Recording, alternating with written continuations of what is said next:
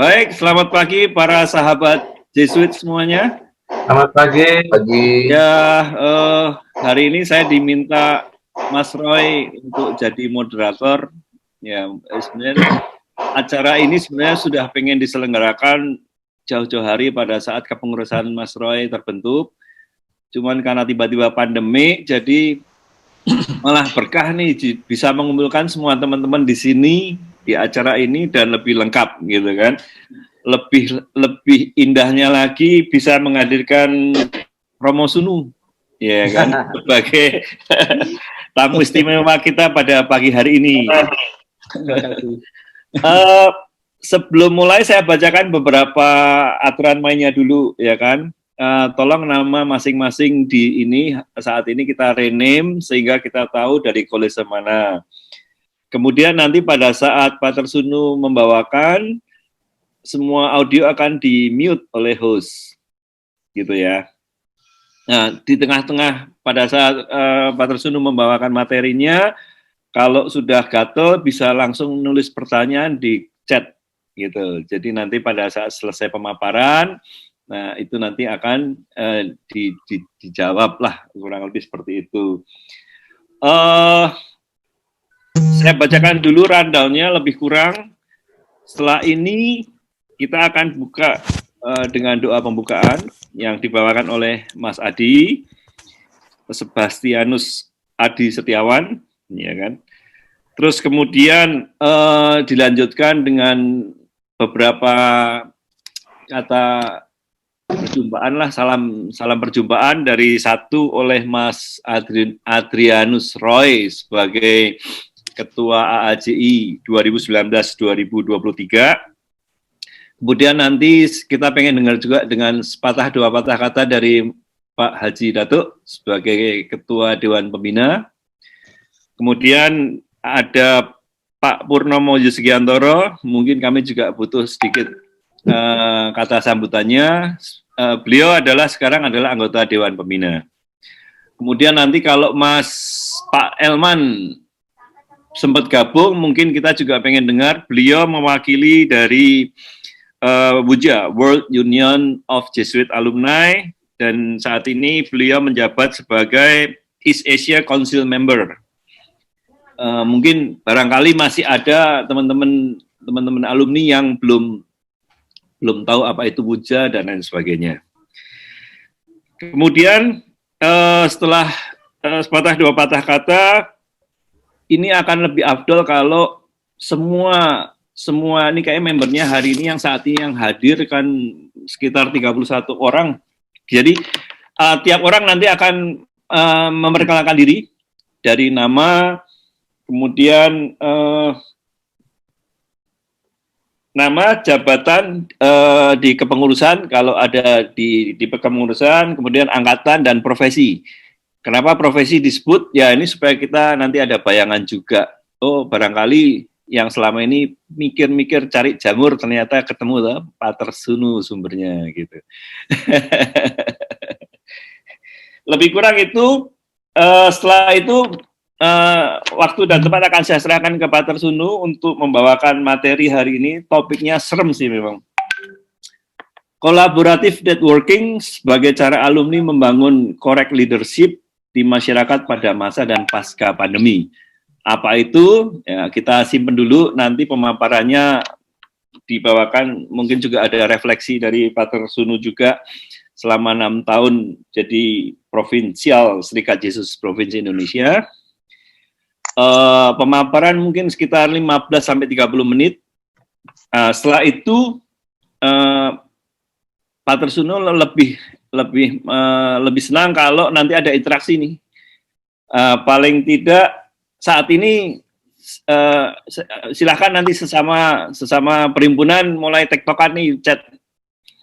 Harapannya 1-2 orang nanti akan ada interaksi, memberi refleksi balik tentang pemaparannya dan atau ada pertanyaan-pertanyaan yang seputar materi hari ini. Kemudian nanti setelah itu semua nanti ada closing statement lah dari Pater Sunu, dari semua yang sudah interaksi pada siang hari ini. Kemudian nanti kita minta berkat penutup. Lebih kurang itu, supaya tidak berlama-lama, waktu dan tempat saya serahkan ke Adrianus Roy sebagai Ketua AAJI. Silahkan Roy. Terima kasih Pak Indra. Saya ucapkan selamat pagi untuk seluruh rekan-rekan yang telah hadir di acara kali ini. Kita ngomongnya bukan webinar, ini lebih ke gathering ya, gathering teman-teman kolese. Atau kalau dulu di waktu kita masih SMA ada namanya temu kolese, kalau sekarang ini temu alumni kolese ya. Jadi ini seperti kita memorize seperti waktu kita di SMA atau di kuliah. Selamat pagi buat Romo Sunu, Romo Provinsial, lalu kepada Pak Datuk Sweda selaku Ketua Dewan Pembina, Bapak Purnomo selaku Dewan Pembina, dan teman-teman Dewan Pembina lainnya, Pak Wisenda dari AAJI, lalu pengurus-pengurus yang saya hormati, pengurus-pengurus perhimpunan dari seluruh, ada 9 perhimpunan yang harusnya hadir di acara kali ini. Yang sudah hadir sepertinya ada mewakili perhimpunannya ya, dari ketuanya dari Juanito Tiwau dari PAKKJ Kanisius Jakarta, lalu Vidion dari Loyola dari KEKL, lalu Mas Frans Setia Huta Barat dari Ikagona, lalu tadi juga sudah ada Mas Marcel dari Lekok Nabire yang paling jauh, lalu ada Mas Freddy Sakti dari Ketua IKAMI, lalu mungkin nanti yang juga akan turut hadir menyusul Mbak Tuti dari IKPK, dan titip pesan Pak Handoko dan Pak Handoko Wijnyowargo dari alumni De Brito. Lalu yang tidak kalah spesial juga Mas Toro dari IASM. Lalu juga mungkin belum hadir Pak Elman Sunaryo, tadi sudah disebut, beliau adalah East Asia Council member dari Indonesia, ada wakil di East Asia mewakili Indonesia di Asia. Nah, acara kali ini kita ingin memang dalam rangka berakhirnya purna tugasnya Romo Sunu Provinsial yang bulan Juli ini kalau tidak salah akan purna tugas. Jadi momen yang tepat, momen yang baik untuk kita teman-teman alumni, khususnya pengurus, untuk bisa bertegur sapa walaupun masih di kondisi seperti ini, tapi ini tetap indah buat kita semua untuk bisa tetap bertegur sapa, tetap menjalin solidaritas dan juga kolaborasi yang nanti akan kita bicarakan juga antar alumni dan juga antar perhimpunan. Seperti memang dalam tujuan AAJI untuk terus mendorong teman-teman alumni, sesama alumni, untuk terus membangun persaudaraan sesama perhimpunan dan juga sesama alumni, sehingga memang nanti ini akan terus kita ke depan akan terus kita ajak bersama-sama untuk saling berkenalan, saling membangun solidaritas, di mana titik sentuhnya yang bisa kita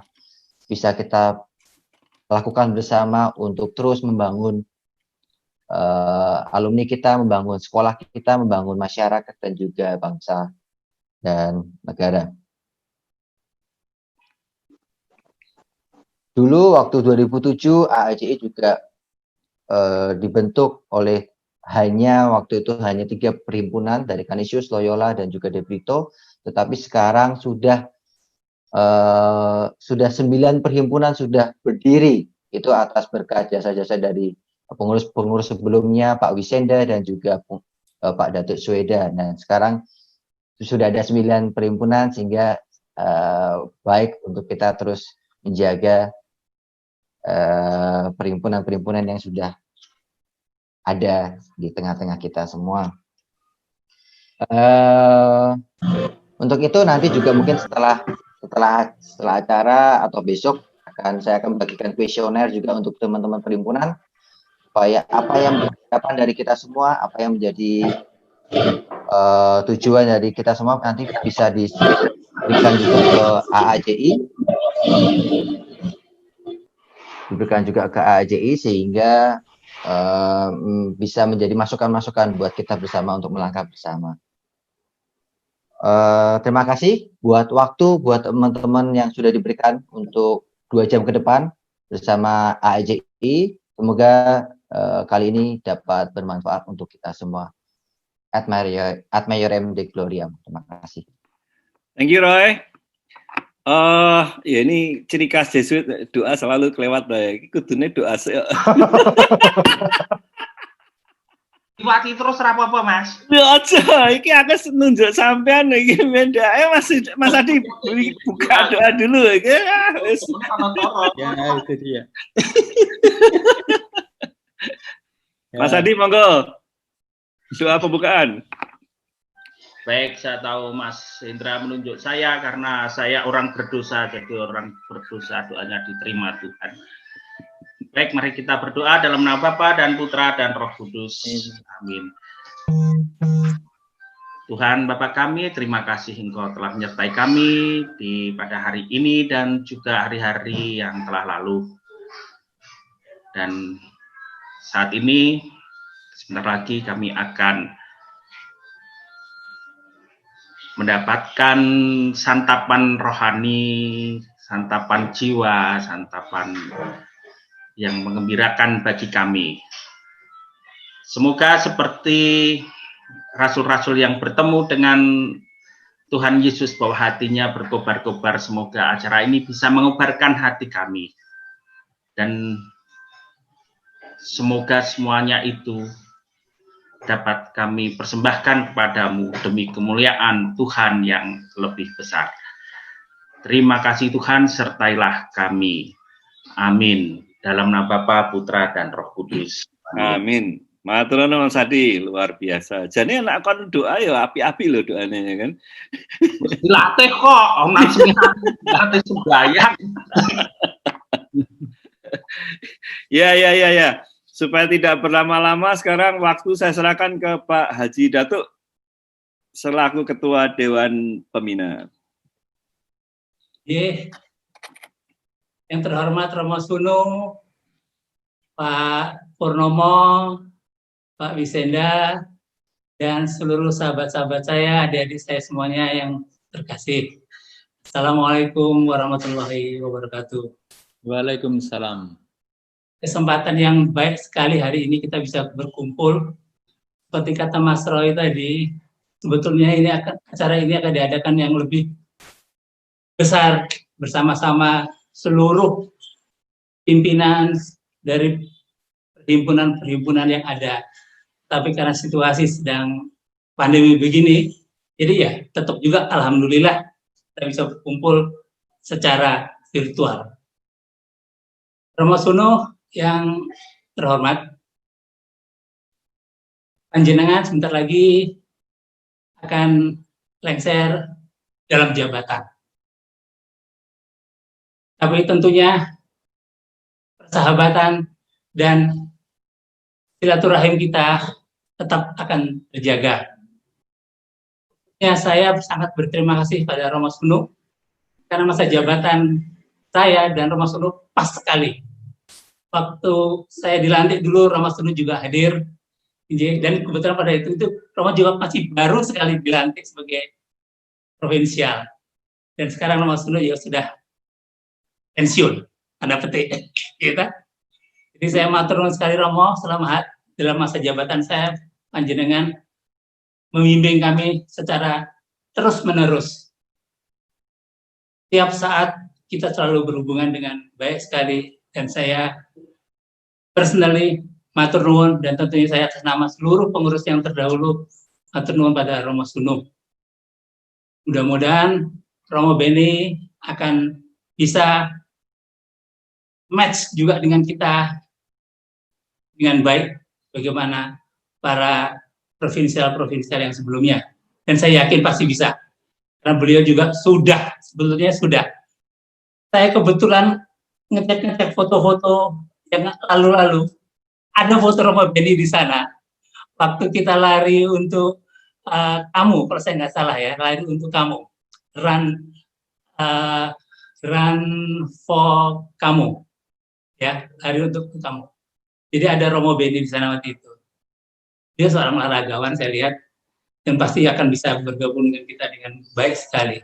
Karena kami, walaupun kami katakanlah adik-adik sudah pintar-pintar, semua udah pengalaman semua, tapi tetap yang namanya bimbingan dari para provinsial tetap kita harapkan.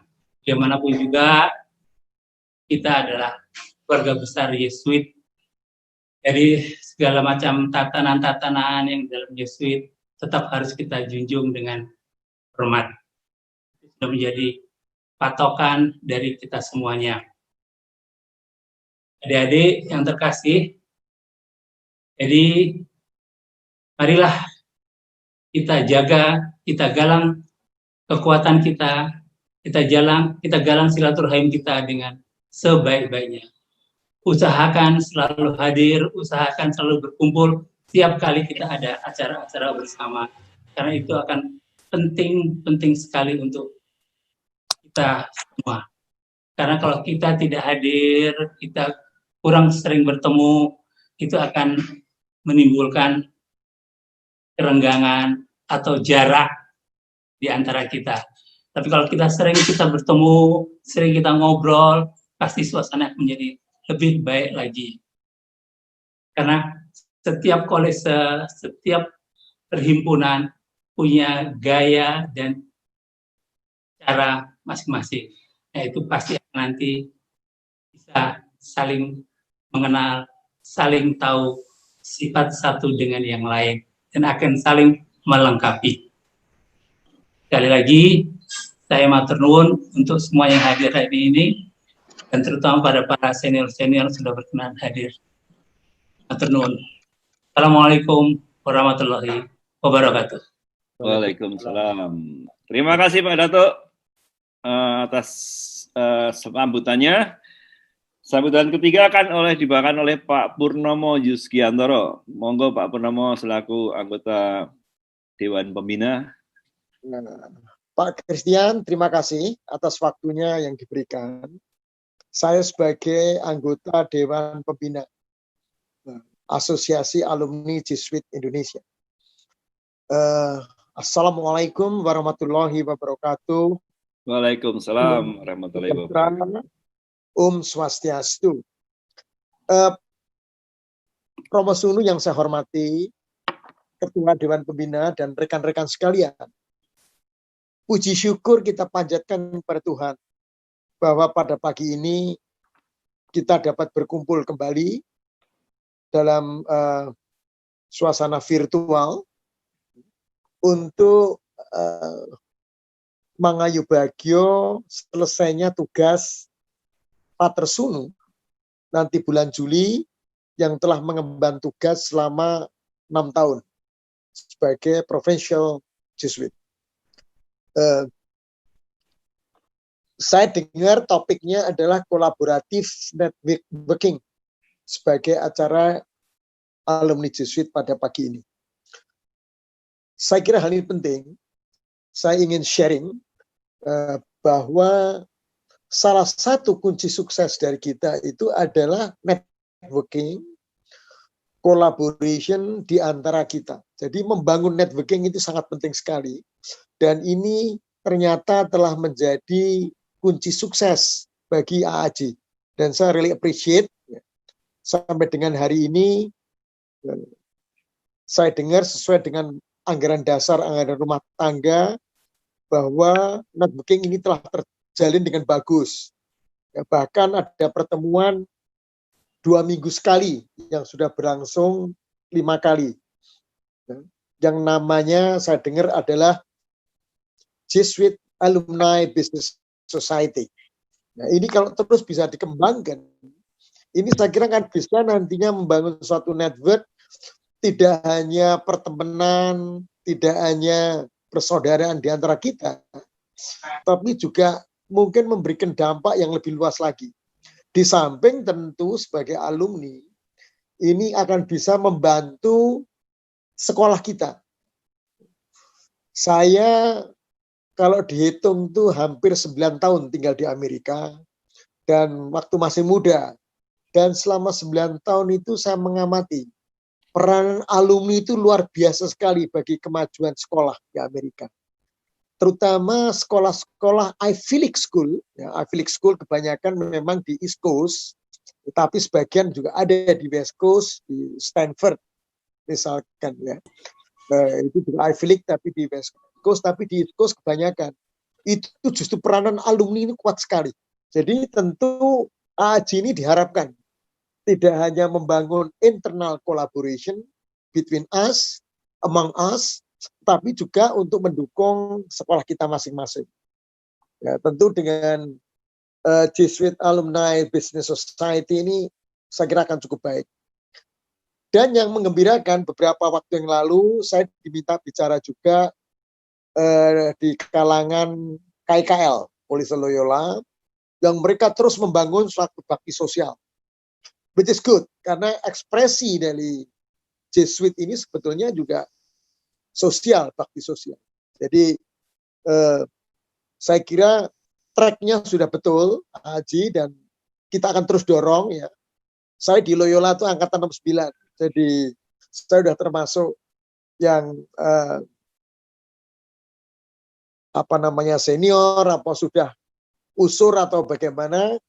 Tapi saya ingin tetap mendorong para generasi muda ini terus maju dan terus berjalan. Saya kira itu saja pesan yang bisa saya sampaikan. Selamat kepada Aji pada pertemuan pagi ini. Pak Tersunu, atas nama pribadi saya ingin menyampaikan terima kasih. Matur nuwun sangat atas baktinya kepada Jesuit. Ya. Saya aktif di Jesuit. Saya matur nuwun sekali, dan nanti ke depan agar selalu kita bisa menjalin tali silaturahim. Ya. Saya kira itu yang dapat saya sampaikan. Terima kasih. Saya mungkin dalam forum ini akan on and off karena ada beberapa tamu ya, tapi saya akan terus mengikuti. Terima kasih.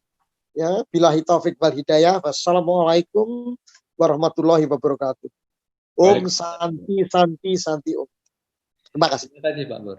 Baik Pak Bur, terima kasih banyak. Pak Tersunu, sekarang saya persilakan waktu dan tempatnya, dan teman-teman sekalian semua akan di-mute oleh host. Kalau ada yang mau tanya, langsung silakan ketik di kolom chat. Nanti setelah pemaparan kita akan jawab satu persatu. Waktu dan tempat, monggo Pak Tersunu. Terima kasih Pak Christian Indra, Mas Christian. Saya suka manggil Mas satu teman-teman. Ya. Baik, teman-teman selamat pagi. Terima kasih sekali untuk undangan bertatap muka dengan teman-teman semua pada saat-saat saya akan menyelesaikan perutusan sebagai provinsial. Saya senang sekali 6 tahun ini punya banyak kenangan dengan alumni. Saya akan sharing untuk memudahkan, saya akan pakai share screen.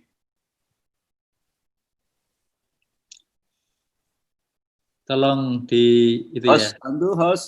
Host, ya.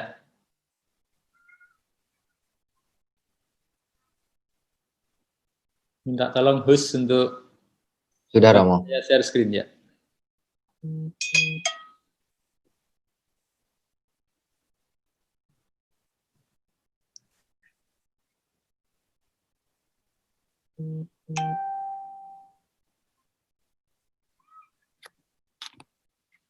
Oke, sudah bisa.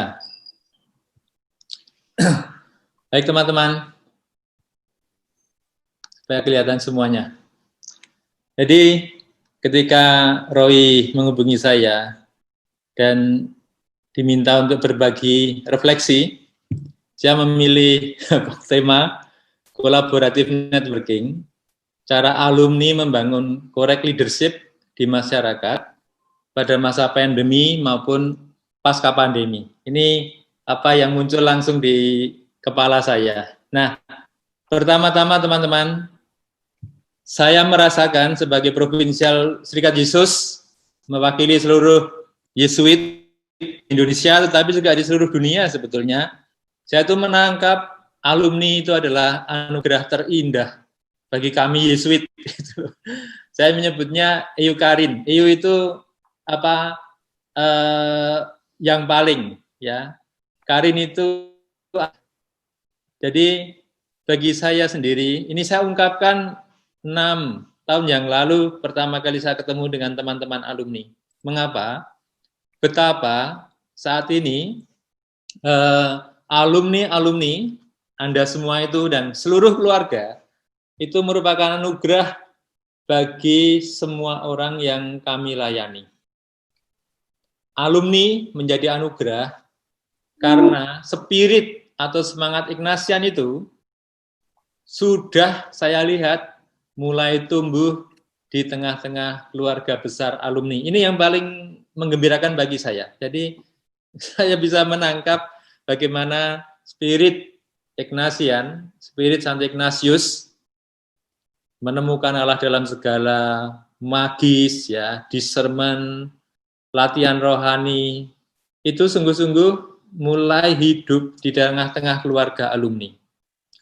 Kami merasakan juga kemurahan hati alumni, perhatian alumni, dukungan alumni dalam setiap langkah pelayanan Serikat Yesus. Gampang sekali diingat itu loh. Bagaimana teman-teman membantu Mertoyudan, membantu Pika, membantu Lekok, itu semuanya itu ada di sana. Ada semuanya di sana. Jadi sangat gampang saya ingat dan saya syukuri satu persatu. Kemudian juga alumni itu menjadi motor penggerak masyarakat di berbagai level. Ya, semuanya ada. Tadi ya, mulai dari bisnis, mulai dari agrobisnis, menteri, lihat semuanya ada. Dan kita saat ini sudah punya lebih dari dugaan saya 13-15 menteri yang ikut di dalam kabinet negara Indonesia, luar biasa. Nah, kalau kita melihat teman-teman, saya 5 tahun yang lalu mulai eksamen karya Serikat Yesus, dan saya tuh kaget melihat postur data itu ya. Kami 300 Yesuit. Ketika menghitung sahabat kami bekerja, itu ada 6.000. 6.000 dibagi 300 itu 20 kali lipat. Ketika kami menghitung yang kami layani, setiap tahun itu adalah 240.000. 240.000 dibagi 6.000 itu 40 kali lipat. Nah, saya mulai kaget. Yesuit, temannya 20 kali lipat, yang dilayani 40 kali lipat. Teman-teman, dengan gampang saya akan memperhitungkan yang terdampak oleh karya serikat melalui alumni, melalui teman-teman berkarya, seluruh keluarganya itu sederhana sekali, 24.000 kali 80. Itu minimal besar itu. Nah, ini yang membuat saya sendiri merasa sangat bahagia melihat alumni-alumni yang sangat berperan dan menjadi saat ini menjadi penggerak untuk tumbuhnya spirit, semangat Ignatian di keluarga-keluarga. Ini yang saya refleksikan sebagai alumni adalah anugerah bagi kami, Serikat Yesus, dan semua orang yang kami layani. Ini poin pertama. Poin yang kedua, panggilan alumni adalah for others. Teman-teman, ini hal yang luar biasa. Melihat gerak alumni, saya menangkap nada dasar panggilan alumni Kolese Yesuit adalah women and men for and with others. Kita semua dipanggil untuk berkarya bersama dan bagi orang lain. Ini hal yang sangat sudah sangat mudah kita dengar di seluruh kolese kita, ya, bahkan juga di paroki-paroki. Apa yang menarik? Saya akan cerita sedikit. Teman-teman, saya lama di Sanata Dharma, ya, di farmasi, lama bergumul dengan yang namanya akreditasi. Itu dari kata Latin ad, itu melekat, credo itu percaya. Jadi akreditasi itu sesungguhnya adalah kepercayaan yang melekat. Kepercayaan siapa?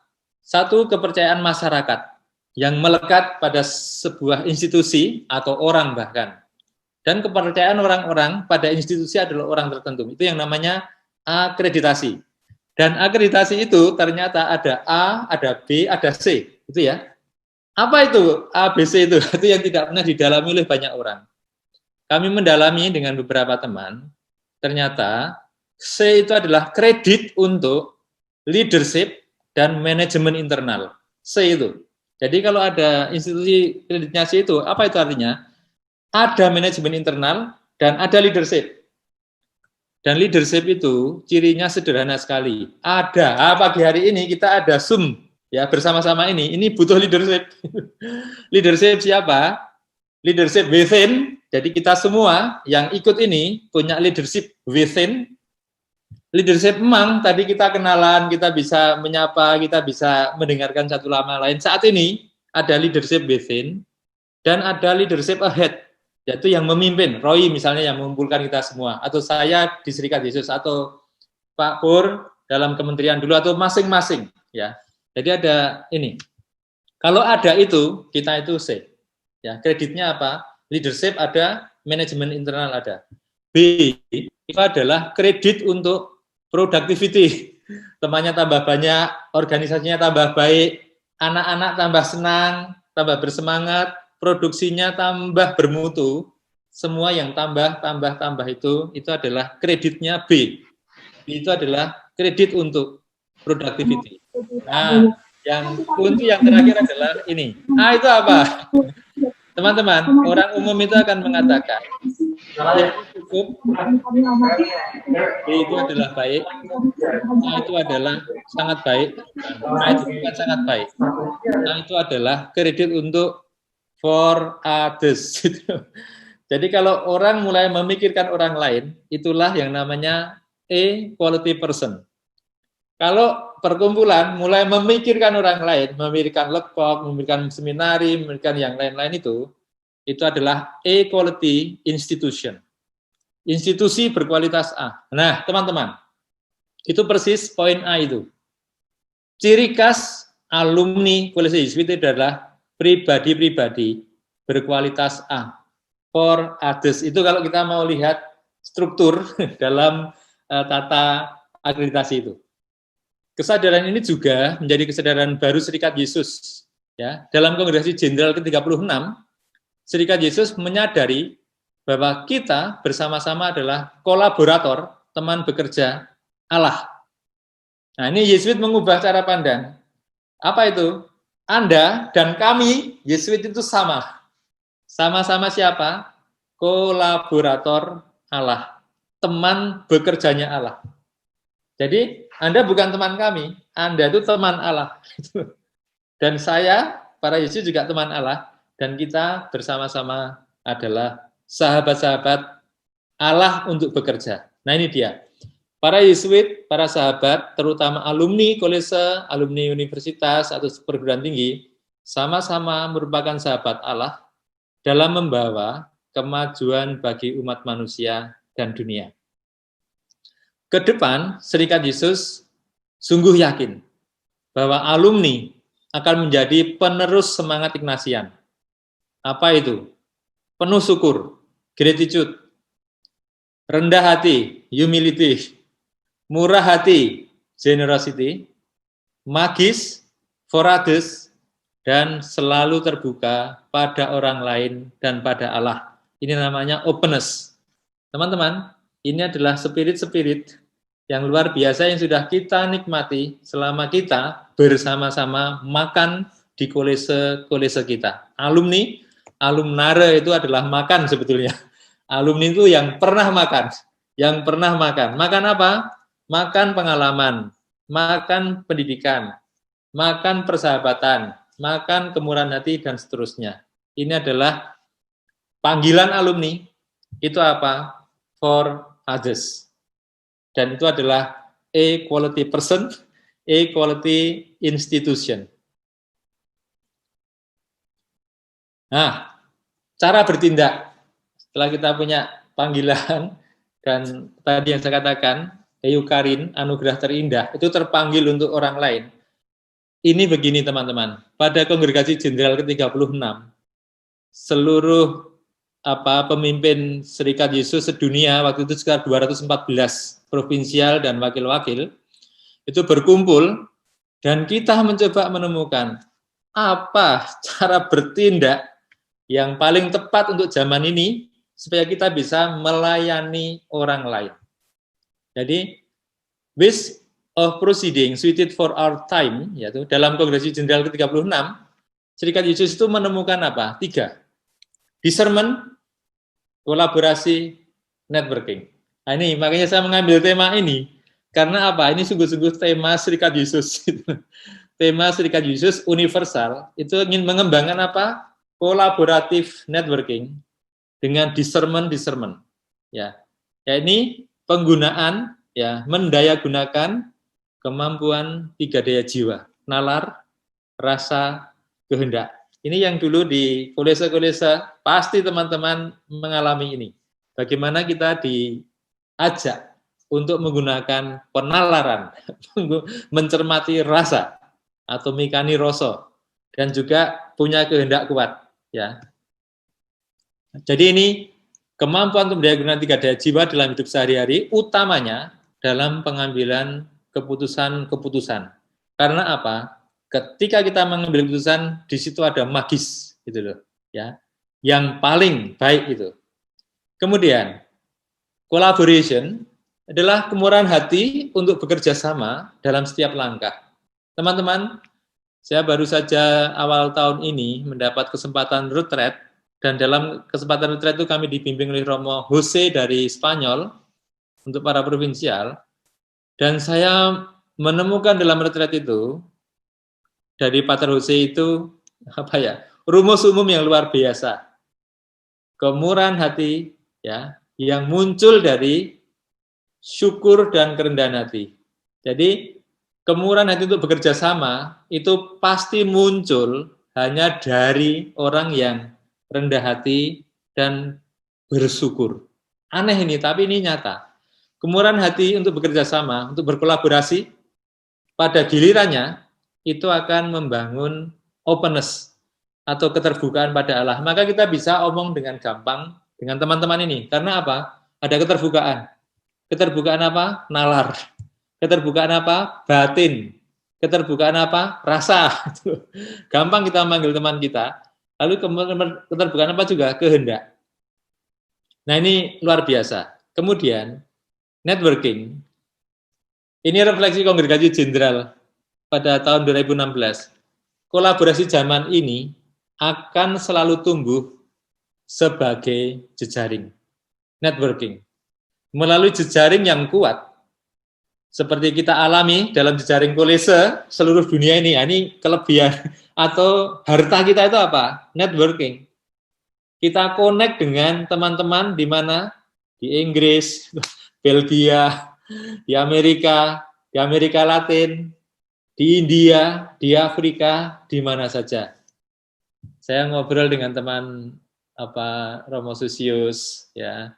Itu kita itu akhirnya menyadari kelebihan kolese kita itu apa? Networking.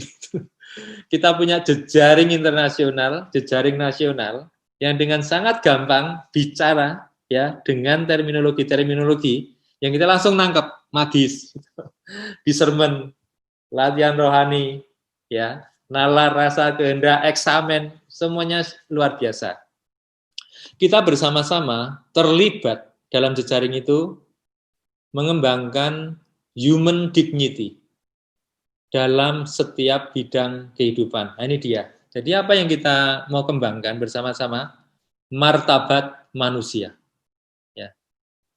Martabat manusia. Ini apa saya tunjukkan lagi cara bertindak kita, ya, sebagai pribadi maupun sebagai institusi itu adalah selalu dengan discernment, membangun kolaboratif networking. Ya, networking yang bekerja sama. Poin berikutnya, nah ini dia. correct leadership sebagai jalan bermutu dalam membangun dan menumbuhkan keluarga, lingkungan berkarya, dan masyarakat. Teman-teman, tadi saya menunjukkan, kita itu pengen membangun apa? Membangun kolaborasi dalam jejaring. Nah, tool-nya itu apa? Tool-nya adalah correct leadership atau correct authority. Begini, teman-teman, saya 6 tahun terakhir ini mendalami safeguarding, yaitu for minors. Jadi program-program untuk perlindungan anak-anak dan orang dewasa rentan. Ya, saya bersama beberapa teman, terutama di Serikat Yesus, tapi juga saat ini sudah meluas, itu memikirkan ini. Saya ditemani Romo Ernest dan Romo Eko. Ini kasus-kasus tentang pelecehan, bukan hanya seksual. Pelecehan anak itu lebih besar daripada pelecehan seksual, ya. Pelanggaran anak. Saya bertanya pada Romo Ernest yang sangat dalam dan menggeluti bidang ini, mempersiapkan buku safeguarding untuk Serikat 1 tahun. Saya bertanya, Nes, apa akar dari seluruh pelanggaran anak? Dia menjawab langsung, otoritas, Romo. Incorrect authority. Jadi otoritas yang disalahgunakan, leadership yang keliru, itu mengarah pada abuse. Oleh karena itu, untuk membantu dunia, karena saat ini harta yang paling berharga itu adalah anak-anak, cucu-cucu kita, anak dan cucu itu, maka yang harus kita bangun itu apa? Correct authority, correct leadership. Nah ini teman-teman, kenapa saya menyebut correct leadership? Untuk membangun collaborative networking, mutlak perlu bahwa setiap alumni mengembangkan correct leadership, correct authority di keluarga masing-masing, di lingkungan berkarya, dan di tengah masyarakat. Mulainya hanya bisa dari mana? Keluarga. Kita sudah mengalami sendiri, Anda semua. Kita tumbuh dalam keluarga. Leadership kita itu tumbuhnya di keluarga. Otoritas kita yang tidak keliru, ya, ketika orang assuming authority, memimpin, diberi kepercayaan, memimpin itu, ternyata akarnya di keluarga. Itulah sebabnya, bagi saya secara pribadi dan bagi Serikat, alumni itu anugerah terindah. Kenapa? Karena saya mengandalkan di tengah-tengah keluarga alumni, kita bisa mengembangkan correct authority, correct leadership. Correct leadership menentukan kepenuhan wholeness atau keutuhan diri. Dalam bahasa Inggris itu adalah reconciliation. Reconcile itu mengutuhkan. Kolese itu, pendidikan Kolese itu selalu punya visi membangun manusia yang utuh. Ya, itu artinya manusia-manusia yang terrekonsiliasi dengan siapa? Dengan dirinya sendiri, dengan teman-teman yang paling dekat, dengan Allah, dan akhirnya juga dengan alam semesta. Ya, maka correct leadership menentukan kepenuhan atau wholeness dari keutuhan diri, keutuhan keluarga, keutuhan masyarakat. Correct leadership mutlak kita butuhkan saat ini, sungguh-sungguh. Saya sedih, sungguh-sungguh banyak pelanggaran anak di mana-mana. Kemarin, ya dalam 2 minggu ini aja lah, saya membaca pelanggaran anak-anak jalanan punk itu oleh orang Perancis, AFC itu, di Kompas. Lalu juga pelanggaran anak-anak misdinar di Paroki Depok. Ini bagi saya sungguh-sungguh berat. Karena apa?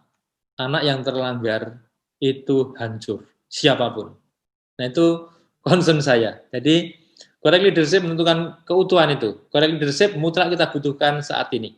Ya. Dan kepemimpinan yang melayani, kepemimpinan yang mendengarkan, menghargai, menginspirasi, menggerakkan adalah kepemimpinan bermutu. Saya senang dengan kata-kata ini ya. Jadi kepemimpinan kita itu apa? Bukan baik, ya, tapi kepemimpinan yang apa? Bermutu. Ukurannya jelas gitu. Itulah sebabnya kita perlu mulai mengembangkan dan menumbuhkan correct leadership di keluarga kita masing-masing. Bagaimana mengajak seluruh keluarga, suami, istri, anak, cucu, kakak, adik, untuk belajar, mendengarkan, menghargai, melayani, mendukung, sehingga pada saatnya mereka semua, kita semua, tumbuh dan mampu menumbuhkan budaya correct authority. Ya, dalam rumah itu bisa itu tumbuh itu. Anda pasti mengalami, saya yakin. Correct authority di rumah, correct leadership. Akhirnya kita bisa correct authority juga di tempat kerja. Bila kita bersama-sama bergerak, menumbuhkan budaya correct leadership, correct authority, maka saya yakin alumni akan mentransformasi diri, mentransformasi keluarga, mentransformasi lingkungan berkarya, dan akhirnya mentransformasi masyarakat. Saya sangat yakin ini, dan saya sangat yakin pada kapasitas alumni kita. Ya, orang-orang yang capable, mampu untuk melakukan transformasi. Contohnya sederhana, mendengarkan cucu, mendengarkan anak, menghargai cucu, mendukung, memberi tantangan, mendampingi ketika mereka berhadapan dengan kesulitan, mendampingi mereka ketika mereka dihadapkan pada risiko-risiko. Ini yang saya maksud dengan latihan-latihan sederhana, membangun correct authority atau correct leadership. Panggilan AAJI, membangun kolaboratif networking melalui serving leadership. Teman-teman, saya merasa sangat bahagia bahwa di tengah-tengah pandemi ini, negara kita itu, termasuk negara, di level yang punya kemurahan hati, memperhatikan sesama. Kita nomor 5 di dunia ini, dan itu saya lihat benar itu. Betapa saat ini masyarakat itu murah hati, saling memperhatikan. Kita lihat ya, laju pandemi COVID ini bisa ditekan sampai saat ini belum mencapai 100.000 di negara kita. Itu saya kira karena apa? Karena masyarakat masih punya sesuatu. Kita punya sesuatu. Saya sedih kalau terlalu banyak orang yang mengkritik tetapi lupa melihat ke dalam diri sendiri. Maaf sekali itu, sedih saya kalau lihat orang seperti itu. Ya, karena apa? Karena tadi yang saya katakan, correct leadership, correct authority itu selalu siap mendengarkan dan menemukan the richness of others, menemukan kekayaan pada temanku bicara, temanku bekerja. Orang seringkali mengatakan lawanku bicara, bukan. Itu teman bicara, kita itu teman bicara. Bukan berarti tidak kritis, kita bisa sangat kritis karena mendengarkan. Kekayaan alumni kolese itu begini, setiap alumni, setiap kolese itu memiliki kekasan, khas sekali. KIKL atau Loyola, kolese Loyola itu Gonzaga khas, Canisius khas, De Brito khas, Admi Solo khas, Lekok khas sekali, Pika khas, Mertoyudan khas, Mikael. Nah ini Sanata Dharma. Teman-teman, kita dianugerahi value, ya, core value setiap kolese itu khas. Saya paham persis itu. Nanti saya. Lalu, to find the richness of others. Setiap pribadi kita masing-masing itu unik sekali. Itu sebabnya setiap pribadi pada dasarnya tidak sama. Tetapi dengan openness kita bisa bekerja sama. Ini moto Temu Kolese yang terakhir beberapa tahun yang lalu itu. Kita tidak sama, kita bekerja sama. Cerdas sekali. Kita tidak sama, ya, tapi kita bekerja sama. Ini yang bagi saya kecerdasan Kolese itu. Banyak orang tidak mampu memeluk atau to embrace, dialognya sederhana karena kurang terbuka. Ini dia. Kata kuncinya itu openness. Nah, tadi sudah saya sebut di atas, saya ulangi di sini lagi. Rumus umum, ya, rumus umum ini menarik sekali. Bersyukur pasti melahirkan kerendahan hati. Nggak mungkin tidak. Orang yang bersyukur, grateful itu, pasti rendah hati. Orang yang bersyukur dan rendah hati, pasti murah hati. Nggak mungkin tidak. Nggak mungkin. Orang yang bersyukur, rendah hati, dan murah hati, pasti terbuka. Ini aneh sekali ya. Tapi teman-teman mengevaluasi. Ya. Itulah sebabnya kita perlu mengajari diri kita sendiri, anak-anak kita, bahkan cucu-cucu, karena beberapa alumni juga sudah punya cucu, untuk apa? Ajarilah bersyukur. Ya. Bersyukur atas apa saja. Bahkan bersyukur atas kegagalan, itu yang paling canggih. Kalau hanya bersyukur atas keberhasilan itu paling mudah. Tapi kalau kita bisa mengajari cucu kita bersyukur ketika gagal, itu berarti menemukan makna. Kegagalan itu canggih sekali. Maka apa? Rumus umumnya, grateful, humility, generosity, openness. Nah, ini dia. Poin yang terakhir ini. Dari cara orang bertindak, orang yang terbuka itu pasti punya ketiga-tiganya itu. Dan kalau orang itu tertutup, tadi saya katakan selalu mengkritik orang lain, itu namanya apa itu? Close, tertutup itu. Itu pasti di depannya itu mengikuti, pasti nggak murah hati, pasti tidak rendah hati, dan pasti kurang pintar bersyukur. Ini rumusnya, ini bukan rumus moral ya ini ya, tapi ini rumus cerdas sekali. Ini nalar dan logik, algoritmanya seperti itu. Dan apa? Daya gunakan 3 daya jiwa. Nalar, rasa kehendak, untuk bersama-sama dalam networking alumni mengembangkan serving leadership. Leadership yang melayani. Nah, teman-teman, ini yang saya rasakan sebagai panggilan dari AJI, Asosiasi Alumni Yesuit Indonesia. Nah, saya mencoba menimbang-nimbang secara sederhana aja. Bersama kolese-kolese atau perguruan tinggi, membangun dan mengembangkan budaya safeguarding for minors and vulnerable adult. Nah ini kalau kita membantu, kita bisa. Saya itu punya mimpi bahwa ini sederhana sekali, tapi saya tunjukkan bahwa ini tidak mudah. Saya itu memohon setiap alumni Kolese Yesuit mengajak keluarga masing-masing untuk mengambil waktu 3 jam saja membaca Undang-Undang Perlindungan Anak. Ya. Saya sudah melakukannya 5 tahun yang lalu untuk saya sendiri, dan saya menghitung waktunya 3 jam. Kenapa? Nah begini, ini adalah langkah pertama untuk membangun correct leadership atau correct authority di negara kita. Undang-undang ini sangat bagus, tapi banyak yang tidak membaca. Saya rindu itu, keluarga alumni itu membaca. Nanti kalau mau mengambil kompilasinya saya kirim. Saya punya kompilasi sederhana yang bisa dibaca oleh itu. Tapi ini hanya imajinasi saya, karena banyak sekolah jatuh gara-gara bullying. Sekolah-sekolah besar di Jakarta itu hancur gara-gara bullying. Itu incorrect authority. Dan itu sudah di mana tumbuhnya, itu dia yang kita harus sungguh-sungguh sadar.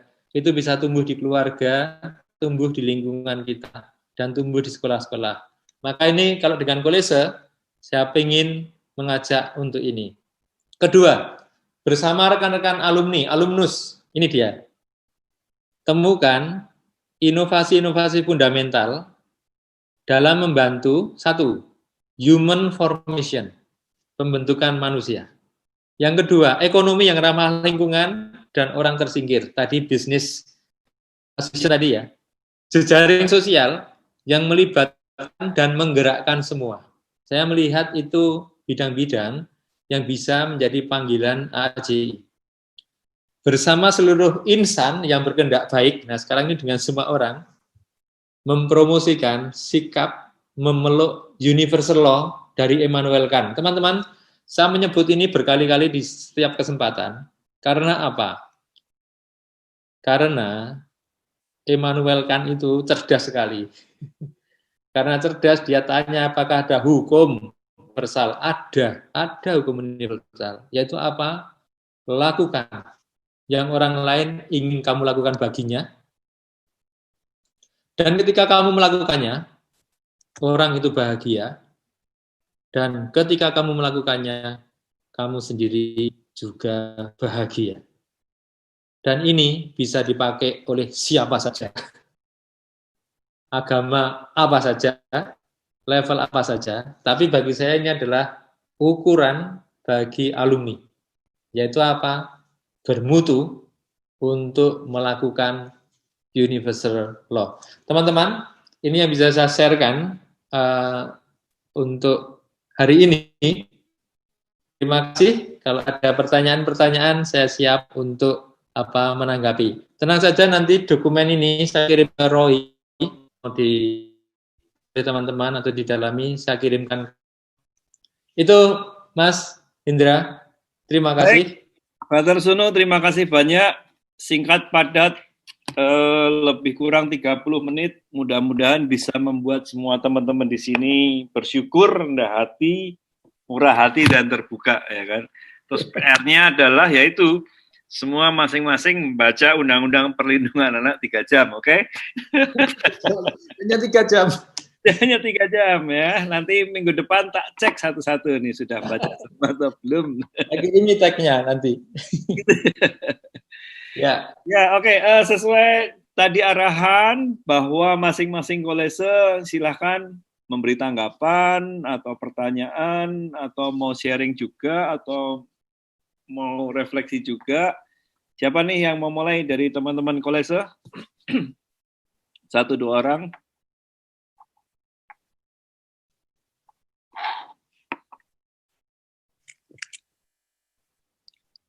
Ini antara ngerti semua atau pokoknya bebas. Anda boleh menyampaikan apa saja. Antara paham 100% atau ya belas 100% ini, ya kan? Renungkan. Oh, lagi dicerna ini, lagi dicerna, ya kan? Antara paham sama mendigest pelan-pelan itu sama kayak. Pak Suno ini nek ngomong, wah, dalam sekali gitu, dalam sekali. Hebat, luar biasa, kagum saya. Nanya. Silakan. Pak Beni. Ya, Pater, saya masih perlu mengklarifikasi lagi lebih detail tentang collaboration dan networking gitu ya. Kalau saya tidak salah menangkap tadi kan ketika kita ngomong tentang collaborations, itu fokusnya lebih bagaimana kita bersikap secara internal melakukan proses kemurahan hati untuk melakukan kerjasama. Sementara ketika sudah menjadi networking, itu kemudian kita mulai keluar untuk kemudian mengajak untuk membangun sesuatu yang sama, istilah Pater tadi kemudian yang sama itu adalah pengembangan human dignity. Gitu. Nah, tapi problemnya kan kadang-kadang ketika melakukan proses untuk kolaborasi saja, itu yang muncul bukan kemurahan hatinya, tetapi adalah niatan untuk taking advantage gitu. Itu baru di tingkat kolaborasinya.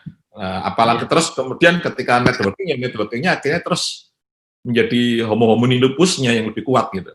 Itu gimana untuk apakah tadi harus balik kepada kategori imperatifnya Immanuel Kant terlebih dahulu yang ditekankan terus sebelum membangun kolaborasi atau itu bisa simultan gitu.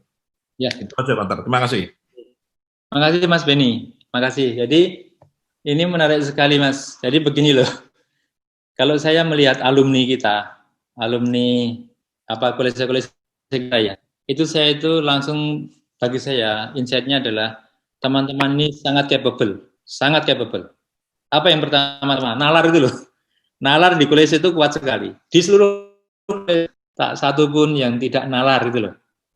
Nah, dengan nalar itu kita bisa mencermati ya pengalaman-pengalaman hidup dengan sangat sederhana. Misalnya saat inilah saya saat ini senang sekali karena bisa berbagi. Nah, ini kan jelas toh. Saya senang karena bisa berbagi. Nah, jadi saya selalu sangat confident dengan alumni kita. Karena apa? Punya kapasitas nalar itu loh. Itu yang paling penting. Dan dengan nalar itu, sesungguhnya kita akan dengan sangat gampang memahami, ya, yang saya sebut terakhir itu, hukum universal. Mengapa ini saya tekankan? Karena ini tidak bisa terbantahkan, yaitu apa? Jadi ketika saya mendengarkan Mas Beni pasti senang. Ketika saya menghargai Mas Beni pasti juga bahagia. Ketika saya mendukung Mas Beni pasti juga sangat bahagia. Bahkan ketika saya mengkoreksi Mas Beni dengan iktikat, dengan apa ya, dengan dasar, karena saya pengen mendukung Mas Beni pasti menerima. Itu toh. Dan ketika saya melakukan itu, yang sungguhnya terjadi apa? Saya sendiri itu bahagia. Gitu. Kalau kita tuh ngkritiki orang, ngkritiki tapi karena tidak suka, itu sebetulnya kita juga apakah bahagia? Kita takut juga kalau konangan itu tuh. Ini hanya contoh kecil. Kadang-kadang kita mengira bahwa oh kalau begitu kurang kritis. Sorry, enggak. Saya sangat kritis. Saya sangat kritis itu loh. Karena apa? Justru menggunakan nalar itu loh. Ya. Justru yang tidak kritis itu adalah yang kurang berpikir. Ya. Dan karenanya apa? Orang yang lemah pikirannya, rasanya kacau. Tapi orang yang kuat nalarnya, kokoh itu, bukan pintar, tapi kokoh. Itu apa? Rasanya cetha. Sedih karena apa? Senang karena apa? Suka karena apa? Itu toh. Tidak suka karena apa? Itu cetha. Nah, itu yang orang-orang yang tidak apa itu baper itu loh, bahwa perasaan itu hanya baper itu artinya orang nggak bisa mikir gitu loh. Orang nggak bisa bernalar. Maka rasanya dibawa kemana-mana itu loh, tapi nggak pernah dianalisa. Itu Mas. Lalu kolaborasi betul. Saya timbang-timbang kolaborasi itu kuncinya keterbukaan. Nah, untungnya tadi ada logika tadi, algoritmanya. Keterbukaan itu algoritmanya nyampat tadi kok. Bersyukur. Pasti itu pelan-pelan rendah hati. Rendah itu tuh cermat, cerdas sungguh. Lalu murah hati karena sudah merasa menerima semuanya itu dan karenanya terbuka. Dikritik ya ora apa-apa. Dipuji tidak melambung. Senang tapi enggak melambung. Itu namanya openness, keterbukaan. Nah, itu dasarnya kolaborasi itu menurut saya 4 hal tadi. Networking itu perkembangan dari kolaborasi, yaitu apa? Kita seringkali pengen menjadi yang nomor 1. Di zaman ini, di zaman networking ini, saya tidak harus nomor 1. Saya nomor 100 pun nggak apa-apa untuk ikut di platform itu loh, platform kolaborasi itu loh. Tidak harus saya yang menemukan, saya bisa mendukung Pak Mas Hendra ataupun Dion atau siapa saja. Ya.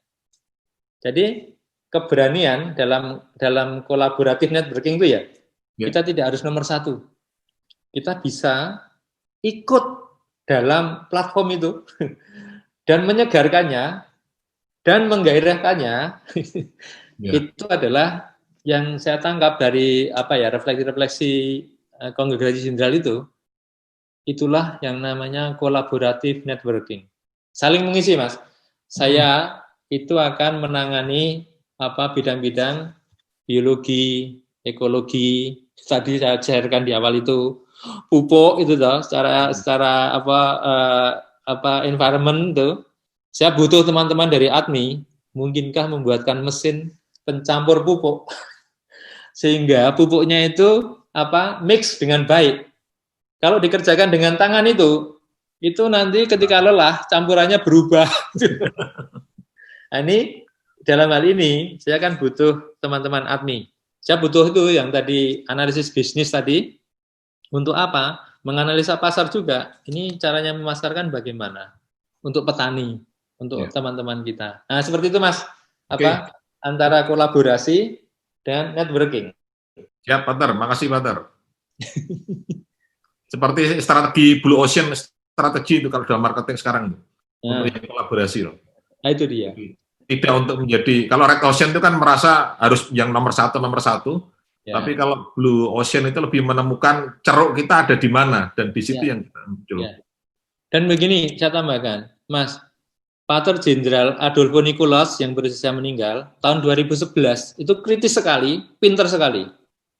Waktu itu beliau mengatakan dunia didrive oleh competition. Beliau mengatakan kita harus hati-hati. Ini jebakan Batman ini. Karena apa? Dalam kompetisi 1000 itu yang menang hanya 1. Yang 999 loser.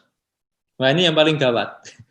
Nah, beliau mengatakan daripada kompetisi kita perlu mengembangkan creativity. Kreativitas itu loh, to create. Jadi kemampuan meng-create, menciptakan ruang. Karena apa? Orang miskin bisa kreatif, bisa. Orang kaya bisa kreatif, bisa. Orang kaya bisa tidak kreatif, bisa. Orang miskin juga bisa tidak kreatif, bisa. Nah, tapi kita ambil aja, kita perlu mengembangkan creativity, imajinasi. Nah, ini apa dari sumbangan dari Pater Nicolas itu canggih itu. Saya pernah terjebak juga, saya pernah maaf sekali waktu di farmasi itu kita muntup itu harus kompetitif gitu loh. Setelah saya pulang saya menyesal. Karena apa? Yang lebih penting kreatif itu bukan kompetitif. Nah, ini contoh kritis yang mendalam. Ya. Itu Mas. Yap, terima kasih. Yes. Menjawab ya Pak Sbeni ya. Yep. Ya, Romo, menarik yang dipaparkan oleh Romo Sunu kan semua itu adalah kondisi-kondisi ideal, harapan-harapan ideal, harapan-harapan sempurna itu kan. Tapi kan dalam perjalanan kan perasaan, semangat dan lain sebagainya naik turun mau. Oke, asik ini. Memacu supaya kita dalam kondisi top of the top terus. Ya, Mas Indra, sharing Mas Indra. Ini saya sangat confident dengan alumni.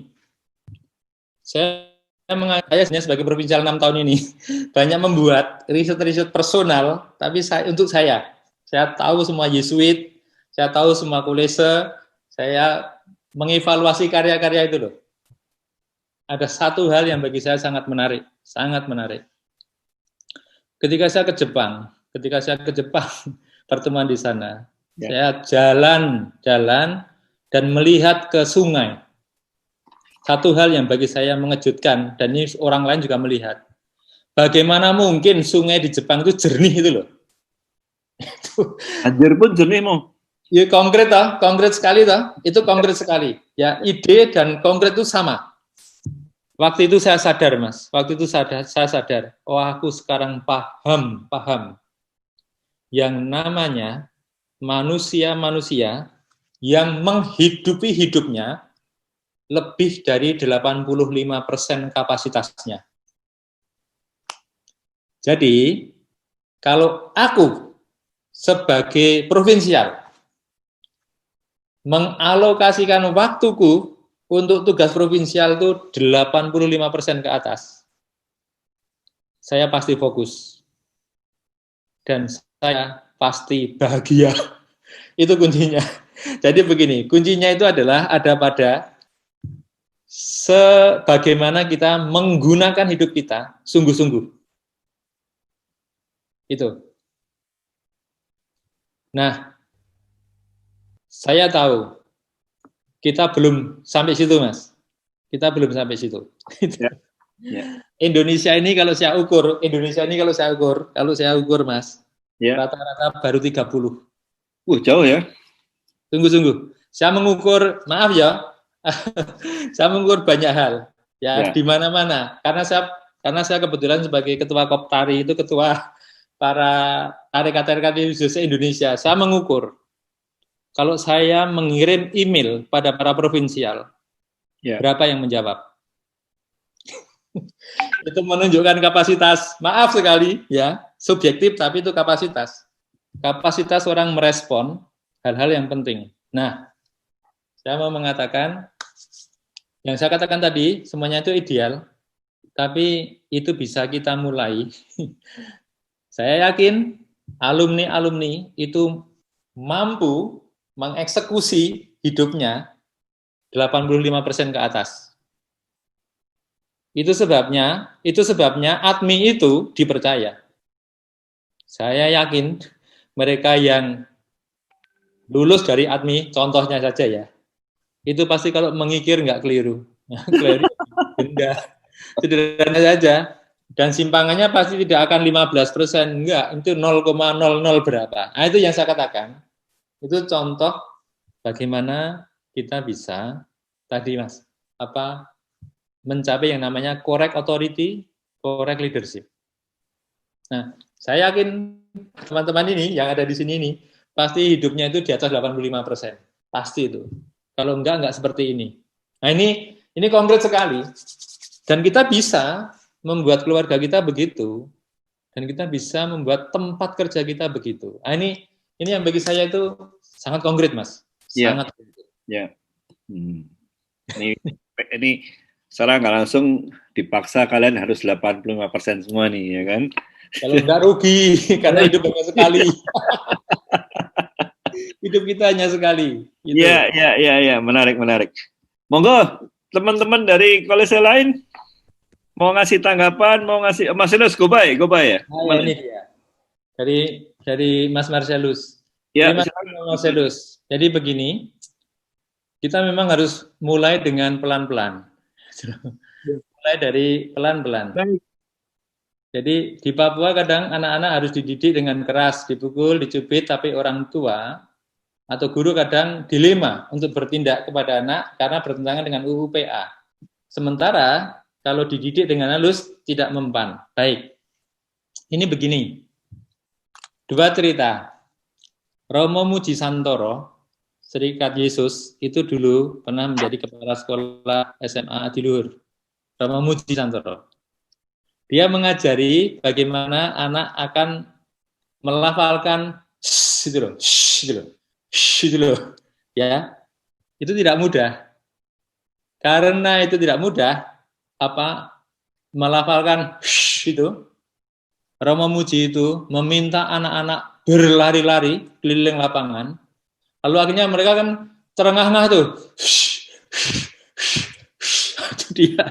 dia menemukan bunyi itu, ya, dengan cara yang sangat kreatif, ya, tidak usah memukul, tapi dengan kreatif membantu anak menemukan sesuatu. Kita itu kadang-kadang terlalu cepat memukul karena kurang kreatif itu ya.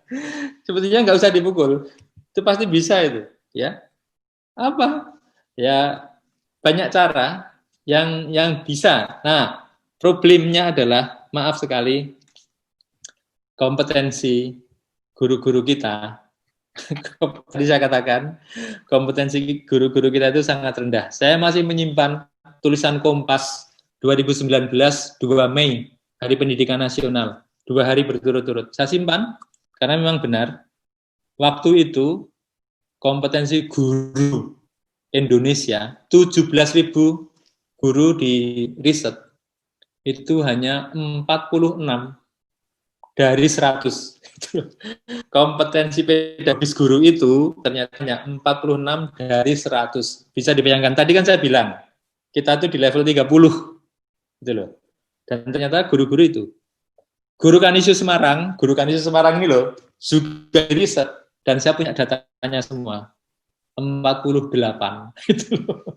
Ada semua datanya. Nah, bagaimana membantu mereka untuk mencapai lebih dari 85 itu loh.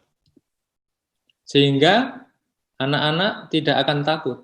Matematika menyenangkan, civic menyenangkan, bahasa menyenangkan. Ini yang butuh yang namanya tadi saya katakan correct leadership, correct authority. Jadi guru yang punya otoritas ketika mengajar, yaitu apa? Kreatif, selalu mampu menarik kreativitas murid. Nah ini Mas kurang lebih kalau menjawab teman Marcelus. Ya, baik, Romo. Ini Mas Toro ini udah pengen nanya nih. Monggo Mas Toro. Makasih. Dari Mas Toro tuh Abdi ya. Ini Voc Estis Lux Mundi. Saya sedang mempersiapkan ini. Ya, saya sedang mempersiapkan ini. Nah, ini malah tepat sekali. Saya akan diwawancara nanti Sabtu oleh Jakarta Post dan dari Tempo. Saya sudah mempersiapkan juga. Nah, ini begini, persis pertanyaan Mas Abdi ini ya. 9 Mei 19, Paus mengeluarkan motu proprio bertitel Vos Estis Lux Mundi, kamu adalah terang dunia. Sebuah dokumen acuan untuk menangani kasus pelecehan seksual yang dilakukan kaum berjubah dan tindakan legal untuk menghukum pelakunya. Paus mengharapkan keuskupan-keuskupan juga membuat whistleblowing system yang bisa digunakan oleh seluruh umat Katolik untuk kasus-kasus seperti ini. Mungkin AJI bisa membantu KBI dalam hal ini. Kita harus membantu. Kita harus membantu. Saya boleh cerita. Saya cerita ya. Saya cerita. Banyak orang dengan sangat gampang mengkritik itu tadi saya katakan. Entah mengkritik para uskup, entah mengkritik para romo atau provinsial. Oke, saya terima sungguh-sungguh karena saya sedang merenungkan dalam ini. Begini. Tahun 2005 itu pertama kali saya membaca dokumen-dokumen mengenai hal-hal ini di Belanda. Kebetulan studi di Belanda, waktu itu kasus di Amerika mulai merebak. Saya membaca tulisan Kardinal Kasper. Ya. Beliau membantu pembaca di tablet itu majalah yang sangat terkemuka. Dia membantu membedakan antara pedofil dan orang yang punya kecenderungan homoseks. Orang mengira itu sama, beda sama sekali. Nah, itu contoh. Tahun 2005 saya membaca itu. 6 tahun terakhir ini saya membantu KBI dan juga seluruh Koptari tadi untuk apa? Untuk mulai mempersiapkan protokol. Protokol penanganan kasus-kasus itu disiapkan oleh Monsinyur Adrianus Sunarko yang saat ini Uskup Pangkal Pinang, teman sekelas saya di Seminari Mertoyudan. Dia mempersiapkan itu 3 tahun, 2012 sampai 2014. Saya melanjutkan beliau mengolah dokumen itu. Tahun 2015 saya mengajak para direktur karya Serikat Yesus dan superior lokal, rektor-rektor kolese dan rumah-rumah itu membaca UUPA tadi itu loh, yang saya katakan tadi loh.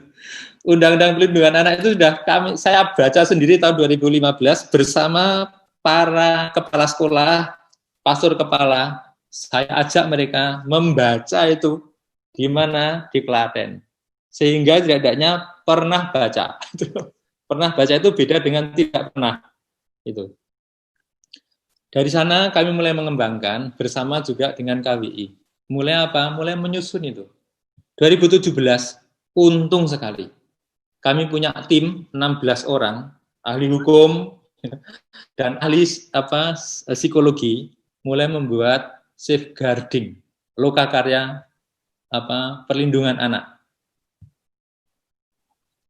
Seluruh provinsial sudah ikut, para uskup sudah ikut, ya. Lalu ada lokakarya untuk formasi, juga lokakarya untuk membuat protokol. Teman-teman, saya hanya mau menunjukkan betapa saya butuh waktu 6 tahun hanya untuk mengajak teman-temanku membaca.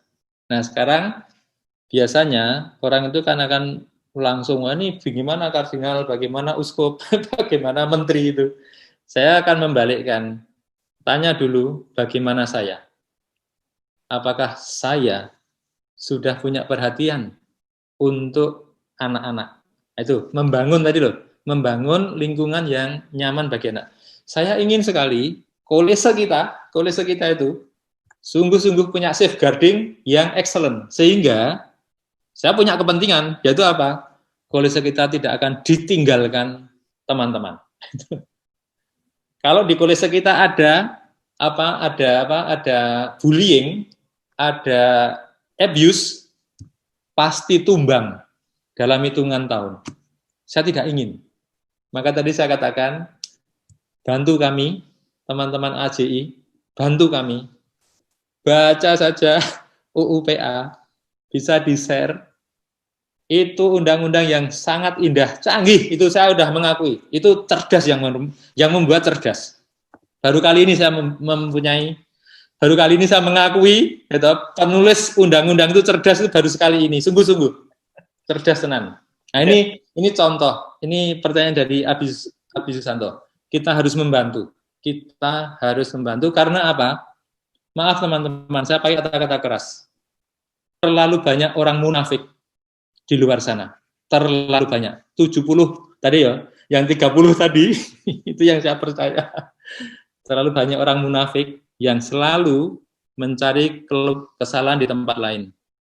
Tapi saya mengundang Anda semua, teman-teman, mari kita gerakkan Indonesia ini menjadi bermutu dari sudut alumni. Itu Mas, agak panjang, tapi saya supaya teman melihat konteksnya. Baik, Romo, ini Mas Toro, kemudian Mbak Tuti ini mau komentar. Monggo Mas Toro dulu. Ya. Hostnya tolong unmute. Ya, untuk pertanyaan yang kedua saya sudah dijawab lebar, ternyata ditanyakan juga dari Abdi. Saya sangat tertarik dari Yesus sejak dulu itu istilah cara bertindak. Mohon Romo bantu ya setidaknya saya atau mungkin nanti juga sangat bermanfaat. Dari mana asal istilah cara bertindak ini kalau ditarik ke dalam, apakah letak pertama Santo Ignatius itu menemukan cara bertindak itu istilahnya pas kontemplasi mana, Romo? Satu itu. Yang kedua, masalah incorrect authority, otoritas bisa menggunakan ini memang akan selamanya akan ada, dan itu di grup yang saya ikuti selalu akan dibicarakan. Sebenarnya titik poinnya, ya ini menyambung dari yang pertanyaan Abdi, titik poinnya ini gimana ya namanya? Apakah basic dari si calon imam di keluarga itu, atau dia saat menjadi seminaris, baik di frater atau di seminari menengah itu, saya kalau membaca teman-teman obrolan itu, wah miris, dan jekyll itu bisa jadi namanya. Nah, itu aja, mohon pencerahan. Terima kasih, Pak Maksum, sebelumnya. Oke. Yang pertama tentang cara bertindak atau way of proceeding itu ya. Nah, dalam dalam kontemplasi Ignatian itu kan jelas sekali. Cinta itu kontemplasi mendapatkan cinta. Kontemplasi ad amorem obtinendum. Jadi setelah kami melihat hidup Yesus, ya, hidup diri, lalu hidup Yesus dari mengajar, disalib dan bangkit. Kemudian para rasul mengalami kebangkitan itu, kami itu diajari, setelah merangkum seluruh pengalaman hidup, kita diajari berkontemplasi. Kontemplasi mendapatkan cinta. Contemplatio ad amorem obtinendum. Itu sebetulnya. Dan itu apa? Contemplatio ad amorem obtinendum itu adalah yang saya sampaikan tadi. Bersyukur, menjadi rendah hati, menjadi murah hati, dan menjadi terbuka. Itu adalah contemplatio ad amorem obtinendum. Itu adalah cara bertindak. Maka Ignatius mengatakan, cinta itu dalam pembukaan kontemplasi ad amorem itu. Cinta hendaknya dinyatakan dalam tindak daripada dalam kata-kata. Itu yang paling terkenal. Jadi cinta itu letaknya di mana? Di tindakan. Proceeding, way of proceeding. Bukan dalam words, bukan dalam kata-kata. Dan bahkan dalam kata-kata itu pun kita harus selalu merupakan tindakan dari cinta itu. Nah, latihannya sederhana, Mas. Latihannya sederhana sekali. Bersyukur.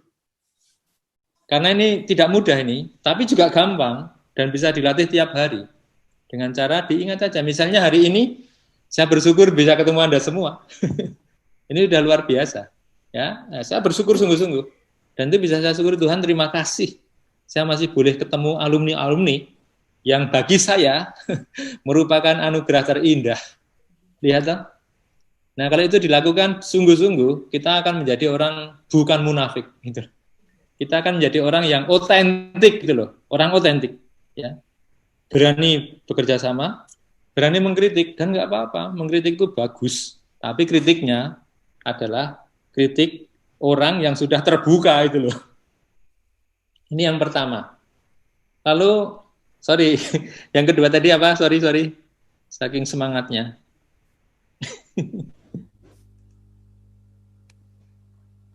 Sorry. Tadi masalah ini korek authority tadi, Romo. Masalah mengenai korek otoriti. Oh ya, menangkap, ingat. Sorry, karena saya bersemangat sekali. Begini teman-teman. Memperhatikan formasi, saya sendiri pernah menjadi Susius Novis 4 tahun 2000 sampai 2004, itu membantu para novis. Ya, juga 6 tahun ini memperhatikan dengan sangat dekat para frater, semuanya itu. Saya harus mengakui bahwa akar afeksi itu adalah keluarga. Itu sebabnya keluarga sangat penting. Seminari itu hanya tempelan, maaf ya. Itu hanya di permukaan. Itu loh. Novisiat itu cara untuk mengolah itu. Ya. Teknik menemukan metode mengolah diri. Filsafat teologi semuanya ada di lapisan luar. Yang bisa membantu orang mendalam ketika didalami. Tetapi saya mau berargumentasi bahwa kita semua ini akarnya adalah kakek nenek bapak ibu. Itu. Ini kenapa tadi saya mengatakan pada teman-teman, correct authority, correct leadership itu hanya bisa dimulai dari keluarga. Pertanyaan saya pada kita semua, pada siapa saja, apa rahmat yang Anda mohon untuk cucumu itu loh, untuk anakmu. Nah, udah itu didefinisikan saja. Dengan begitu kita sudah tahu kita harus berbuat apa. Nah, ini saya sampaikan secara terbuka kepada siapa saja, Karena apa? Karena Mas Toro, ya, Mas Beni, Mas Indro, dan yang lain-lain ini semuanya, akarnya ada kakek, nenek, bapak, ibu. Pasti. Dan itulah yang harus kita syukuri. Caranya ya sederhana, syukuri. Pengalaman berat nggak apa-apa. Pengalaman dimanjakan bisa menjadi lubang besar. Pengalaman tidak pernah dimanjakan bisa jadi lubang besar, bisa. Tetapi pengalaman dimanjakan bisa menjadi kekuatan. Pengalaman tidak pernah dipuji pun bisa menjadi kekuatan kalau diolah. Nah ini. Maka apa? Yang penting kita otentik dengan anak, dengan cucu. Saya mencoba juga dengan kemenakan saya. Saya mencoba otentik gitu. Tadi otentik itu apa? Hidupi 85%. Karena mereka yang menghidupi 80% dari hidupnya pasti inspiratif bagi orang lain. Tandanya hanya itu. Saya sering ketemu orang, saya ketemu fraternya inspiratif sekali. Gitu. Kalau saya kejar, hidupnya pasti di atas 85%. Itu Mas. Dan orang, dokter pun bisa tidak inspiratif. Karena apa? Hidupnya diecret-ecret itu, jadi jatuh di mana-mana. Ini kritik pada banyak orang yang dokter pun itu banyak yang tidak inspiratif. Kenapa? Hidupnya diecret-ecret, itu bahasa Jawa. Itu apa? Maaf sekali, seperti kotoran ayam jatuh di mana-mana. Ya, maka apa? Tak pernah menginspirasi. Siapa saja bisa seperti itu.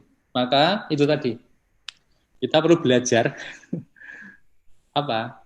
Hidupilah hidup ini 85%. Kurang lebih seperti itu, Mas. Baik. Mudah-mudahan menjawab.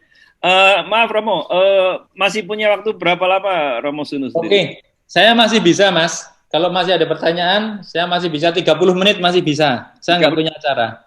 Baik, jadi kan ada Mbak Tuti, kemudian di grup chat ini Mas Adi juga menayangkan pertanyaan. Monggo Mas Tuti dulu kali ya. Mbak Tuti, ampun.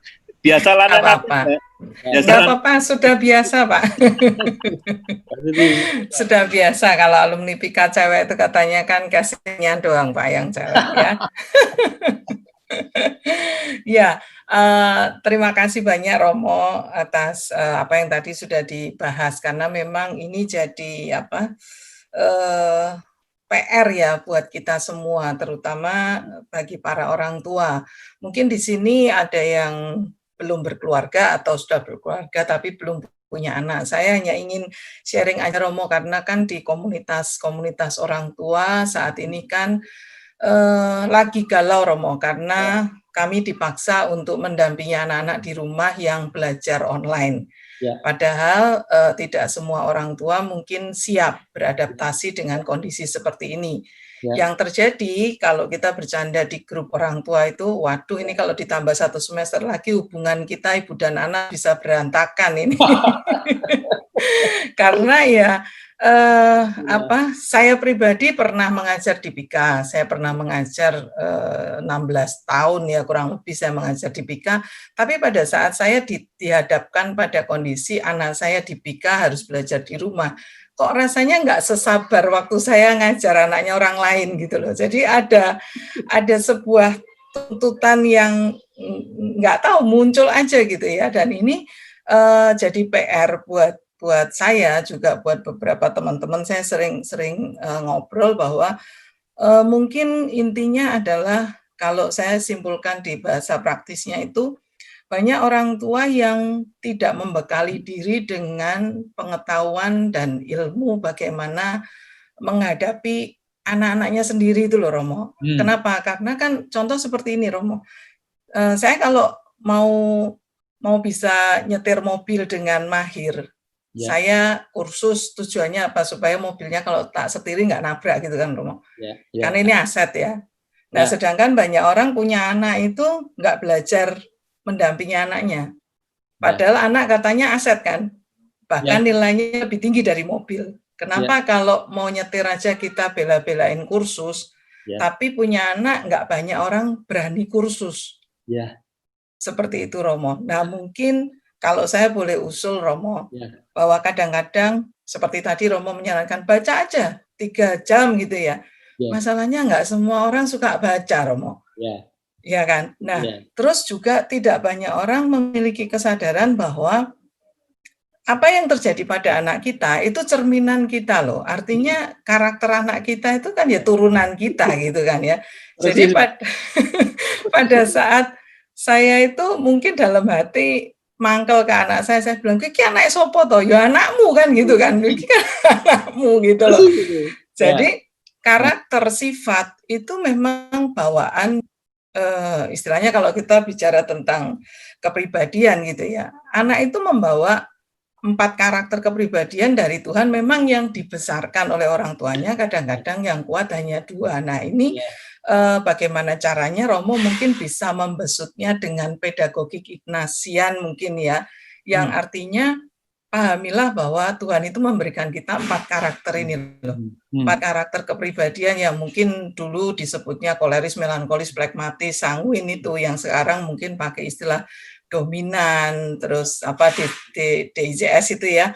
Nah, itu yang mungkin bagi kita yang ada di komunitas Yesuit, kita mungkin ingat kita dulu dididik dengan pedagogi Ignasian. Mungkin ada guru-guru yang zaman dulu masih istilahnya mendidik kita dengan rotan lah, dengan pukulan lah, dengan apa. Tetapi hari ini kan tidak bisa lagi kita pakai cara itu. Hari ini anak TK disuruh duduk aja, dia pasti akan jawab, kenapa kok duduk? Kenapa kok nggak berdiri? Kenapa? Karena ya proses pertumbuhan anak-anak kita hari ini, mereka itu butuh yang instan, butuh yang cepat dan nalar. Kalau orang tuanya tidak bisa menjelaskan, akhirnya kan pakai ilmu otoriter tadi Romo, pokoknya duduk gitu kan. Authority itu.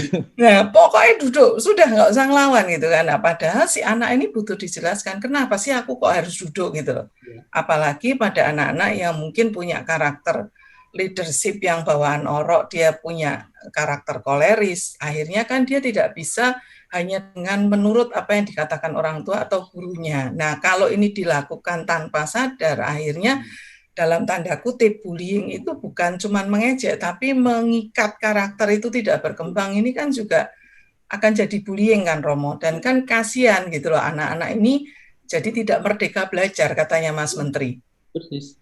Persis. Gitu. Ya. Mbak Tuti, makasih Ya. banyak. Karena Ya, ini saya katakan ya, Mbak Tuti terima kasih karena apa? Itu otentik pengalaman Anda tadi loh. Ya. Dan itu persis yang selama 6 tahun terakhir ini Mbak, terutama 4 tahun terakhir, saya gulati sungguh dengan Komisi Pendidikan, ya di KWI maupun di Koptari.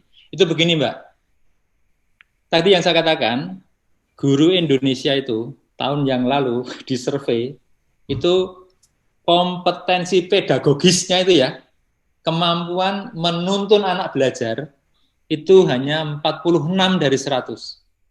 Itu ya. Karena apa? Nah, ini yang menantang saya untuk berpikir. Begini, ada 4 kompetensi guru itu. Pertama, kompetensi kepribadian. Itu sumbu X-nya ya, itu kompetensi kepribadian. Sumbu Y-nya yang naik itu kompetensi profesional.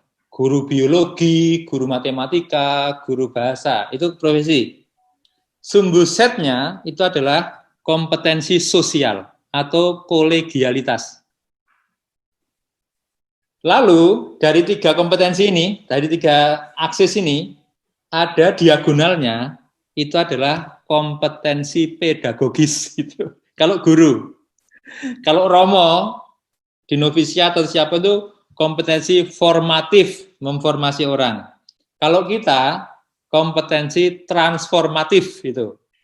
Yang diagonal itu, kita itu, maaf sekali, sibuk hanya dengan yang Y, yang matematika, bahasa, atau apapun.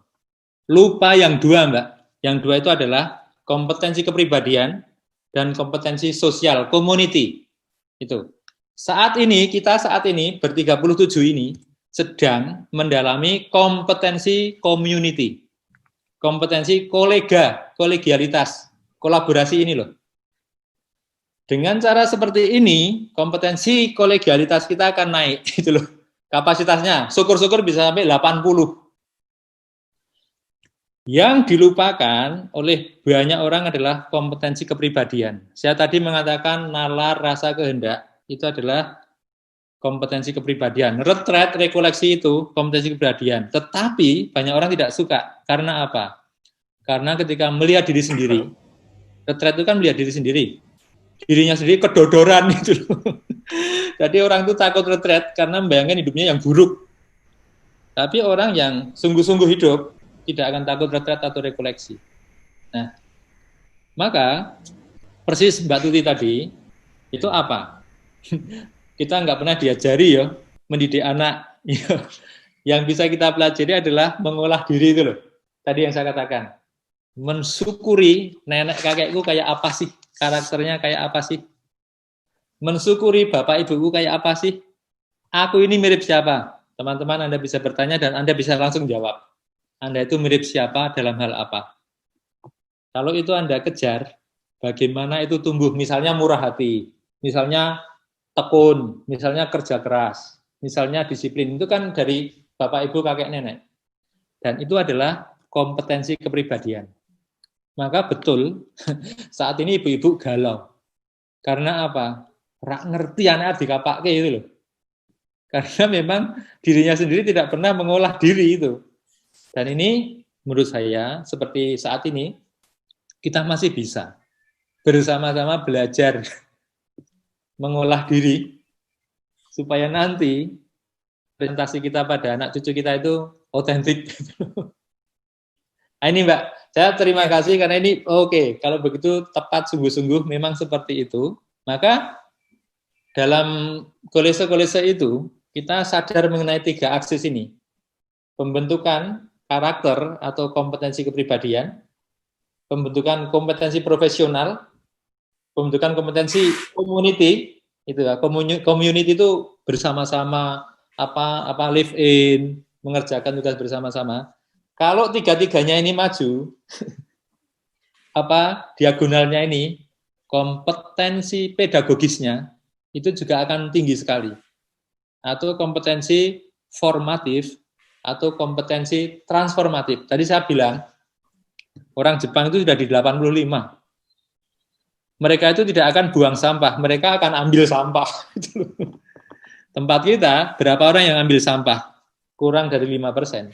Yang lainnya, buang sampah sembarangan. Ini hanya contoh kecil, tapi itu bisa dilatih di keluarga, bukan dengan incorrect authority, dengan teladan. Itu berlakunya di Indonesia, Romo. Kalau di luar negeri dikantongi, Romo, takut denda. Lihat toh, itu kan teknik gitu, teknik formasi. Saya juga itu, maka ini konkret sekali, dan ini bisa dimulai dari mana? Keluarga.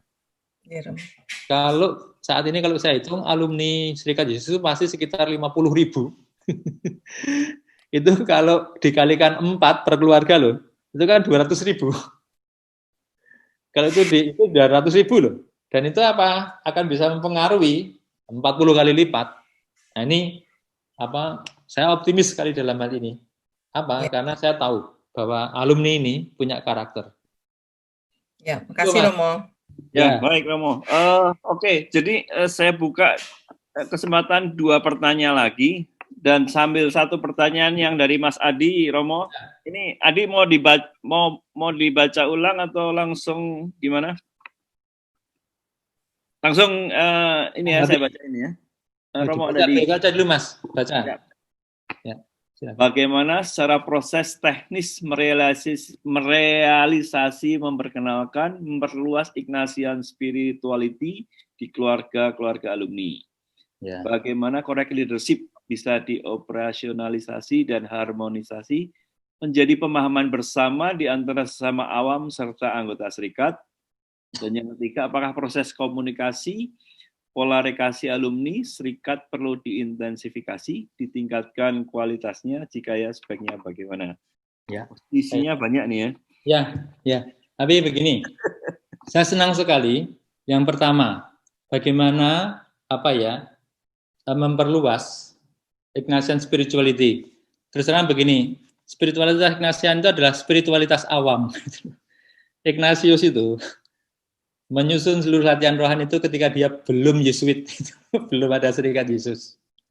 Maka itu adalah spiritualitas awam itu loh. Ini yang luar biasa. Maka cocok sekali untuk awam. Saat ini banyak sekali orang yang pengen belajar dan sudah belajar. Nah, kesempatan seperti ini pasti bisa kita lakukan, ya. Tidak perlu masif. Kalau teman-teman menginginkan, bisa dimulai juga. Nah, saat ini De Brito kan sudah membuat Ignatian Formation for Parents itu loh, itu cerdas sekali. Itu yang saya katakan inovasi fundamental. Jadi yang mengalami formasi Ignatian bukan hanya murid Brito saat ini, tapi orang tuanya juga diundang. 2 tahun yang lalu itu 8 program, hampir semua orang tua ikut, lebih dari 100, 8 kali loh programnya itu. Itu kan gila, saya sendiri kaget, wih kok menarik. Nah saat ini Romo Koko yang di SMP Kandus CC, memulai itu di CC. Itu Ignatian Formation for Parents. Jadi bukan hanya muridnya. Nah, alumni tentu selalu welcome. Ya, kalau kita mau mengadakan seperti itu, selalu welcome. Kita bisa create space itu, siapa yang berminat saja. Dan saya yakin statistically 10% pasti berminat.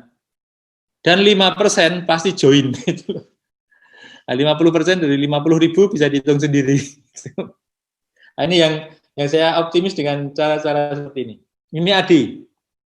Lalu pola relasi alumni serikat yang harus belajar banyak kami, para Yesuit, itu mengubah cara pandang yang tidak keliru bahwa saya dan Anda adalah sama-sama kolaborator Allah itu ini yang mau kami pelajari. Supaya kami sungguh-sungguh nanti menjadi sahabat equally ya, tapi juga bisa bersharing kekayaan kita masing-masing. Ini.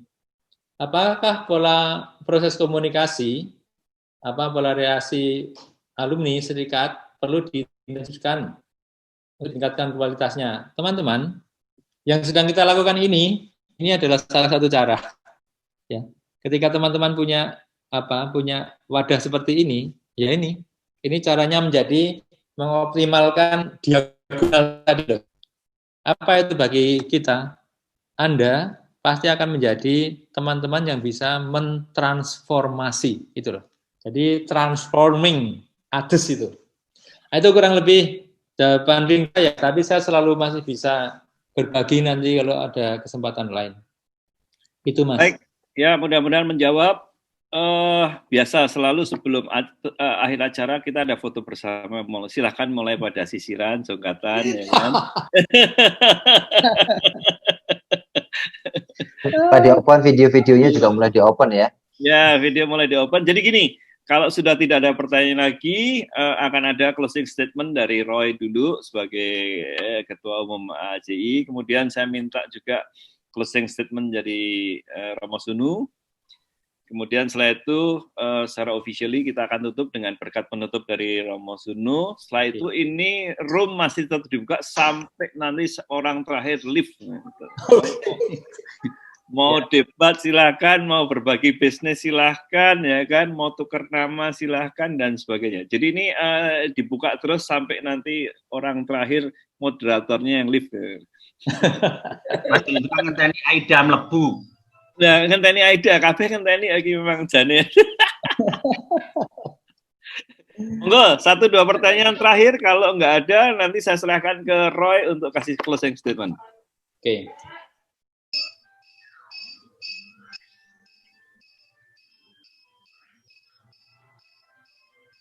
Kayak mau dengar bahasa nih. Kalau itu diendapkan di 5, 4, 3, 2, 1. Ya Roy, nggak ada waktu dan tempat, saya kasih ke Roy sekarang. Kasih statement. Oke, baik. Begitu banyak ya yang kita dapat hari ini dari Romo Sunu.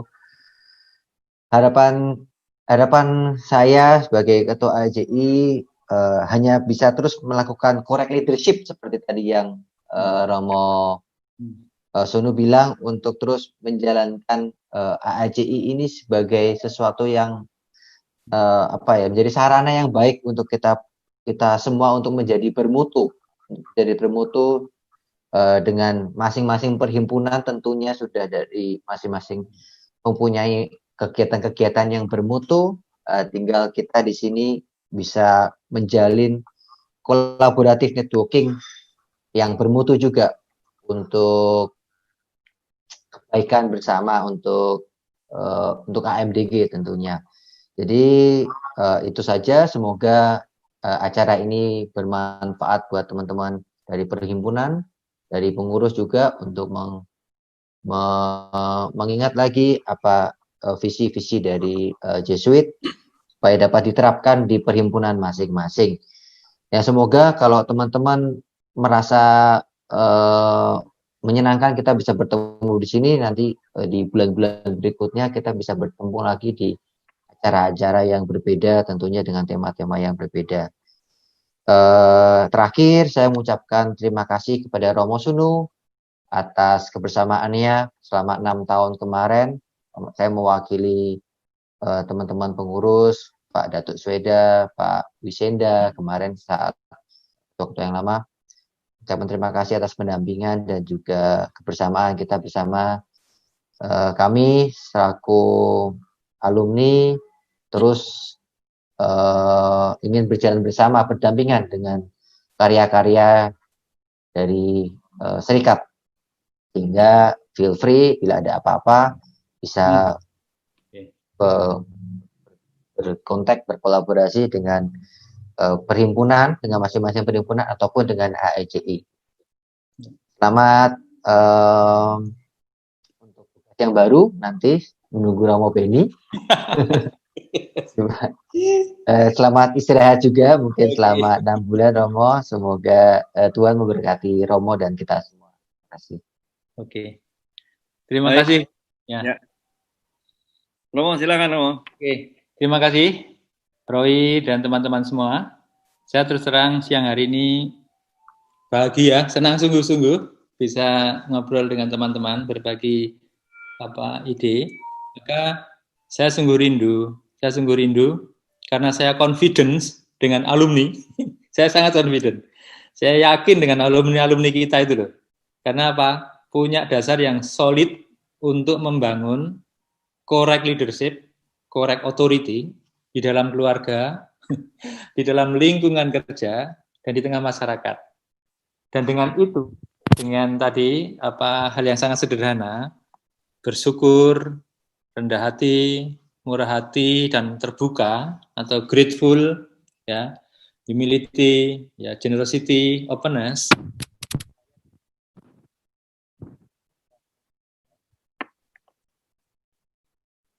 Dengan apa? Dengan sangat dalam, karena kaya sekali nih. Teman-teman itu kaya sekali. Macam-macam ahli, ya, macam-macam pengalaman, pasti banyak yang pernah gagal, dan pasti banyak juga yang sangat berhasil. Nah, ini yang luar biasa dari seluruh alumni. Maka terima kasih teman-teman alumni sudah menjadi anugerah yang sangat indah bagi Serikat Yesus. Kami ingin selalu didukung oleh alumni. Terima kasih. Ya. Terima kasih banyak Pak Sunu, Romo Sunu atas waktu dan sharingnya yang luar biasa. Mudah-mudahan ya tetap saya garis bawahi semua yang hadir di sini bisa jadi motor untuk tetap bersyukur, rendah hati, murah hati, dan terbuka, dan itu ditularkan baik di dalam keluarga maupun ke teman-teman perimpunan, gitu kan. Ya. PR-nya Roy banyak. Ya. Kalau dari pemaparan tadi sih ada 3-4 PR besar yang mestinya AACI berperan untuk bisa mewujudkan semuanya itu. Roy, kita foto dulu baru berkat penutup kali ya? Atau berkat penutup dulu baru? Dulu aja dulu, berkat dulu ya. Berkat dulu. Setelah itu kita akan foto bersama ya. Ya, biar wajahnya bisa berkilau-kilau. Oke, baik. Tuhan sertamu. Dan sertamu juga.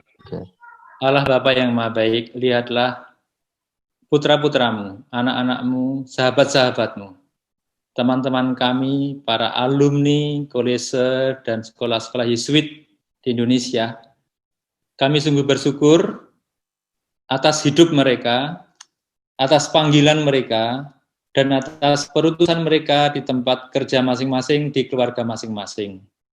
Maka dengan rendah hati dan penuh kebesaran hati, pada siang hari ini kami mohon berkat-Mu bagi seluruh alumni, bagi seluruh keluarga mereka, suami, istri, anak-anak, cucu, dan seluruh keluarga mereka, supaya mereka Kau lindungi dalam hidup, panggilan, dan perutusan mereka, terlebih pada masa pandemi ini dan masa-masa nanti setelah pandemi, supaya mereka selalu menjadi lenteramu di tengah masyarakat. Allah yang Maha Baik, berkatilah mereka dengan berkat-Mu yang Maha Kuasa, Bapa dan Putra dan Roh Kudus. Amin.